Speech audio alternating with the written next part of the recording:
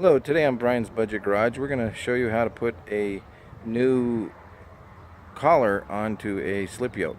When the yokes wear out, they have a notch in them. Well, you can fix that by putting a collar on there. So we're going to show you how to do that. So here I have my yoke. I've put it in my metal lathe. The biggest thing you need to do is you need to turn all the way to this edge. So to get to this edge, you must have something inside it. I've found a pipe that's exactly the right size to slide in here with no movement. For mine, it turns out that a thick 3/4 inch pipe at the hardware store worked perfectly. Now it doesn't fully hold it. You have to hold the back end too with right here. Now to get that centered, it's very difficult. So what you have to do is actually put the bit as close as you can, you can see that, as close as you can to the yoke, and then you spin it to make sure that it's even, because this side usually turns out pretty even because it actually is right along with the chuck.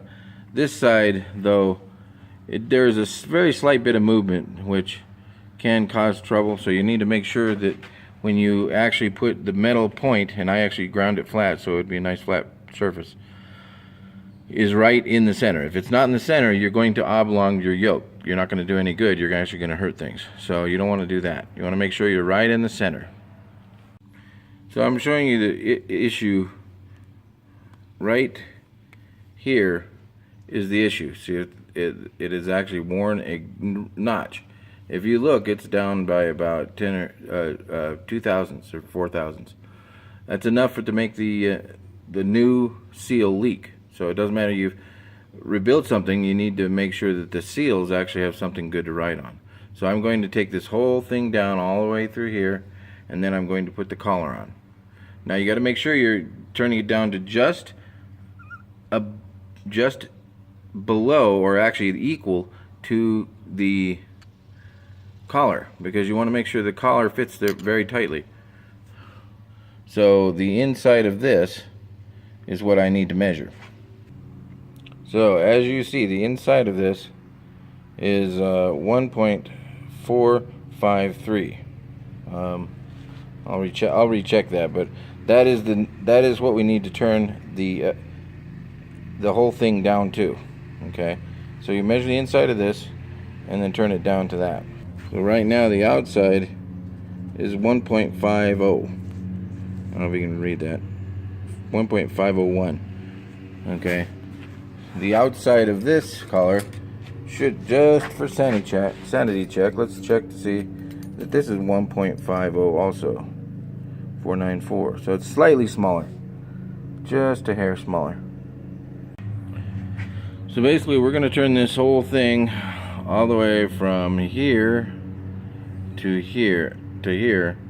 We're going to turn that down to 1.458 so that it'll slide. We can slide that collar on there.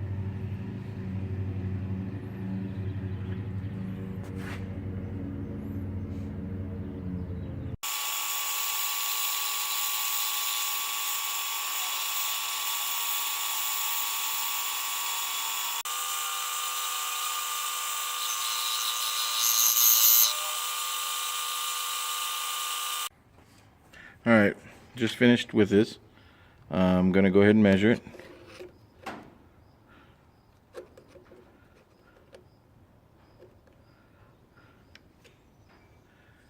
So 461, that's just about where it needs to be. Slightly bigger. The next thing I'm going to do is with some 600 grit sandpaper, I'm just going to smooth it out a little bit. Make sure not to get your fingers caught. Be real careful with this.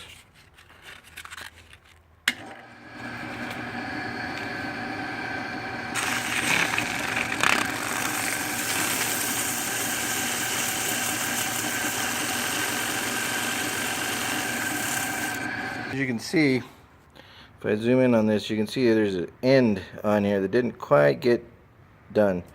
So what I'm going to have to do is do a small chamfer on the grinder.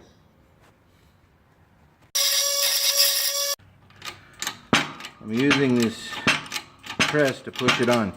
I used a little bit of Loctite.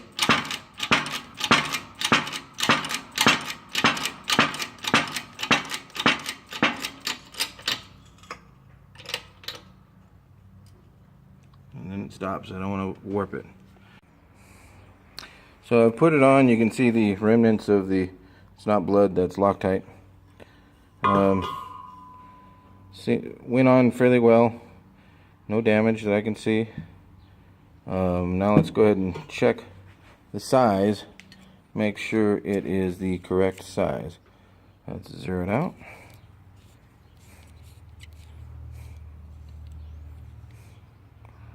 There you go, 1502, just about right. The one thing I'm going to do is on this edge, I will chamfer it with Dremel. I'll probably cut off that slight little extra lip and chamfer it so it will be easy to get in that seal. Won't damage the seal itself. So thanks for watching Brian's Budget Garage. Here's the final product. Looks pretty nice. Doesn't have that notch that it used to have. Well, we're going to see how it works. Thank you for watching.